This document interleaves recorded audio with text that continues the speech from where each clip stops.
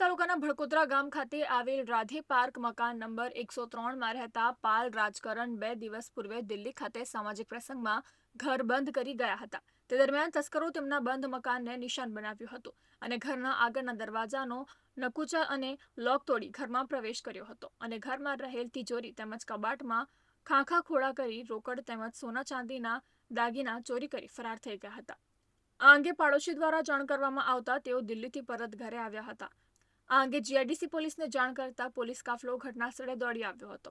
પોલીસે ₹1.7 લાખના મુદ્દામાલની ચોરી અંગેનો ગુનો નોંધી ફરાર તસ્કરોની ધરપકડના ચક્રો ગતિમાન કર્યા છે. चांदी और चोरी। इसमें जो है करीब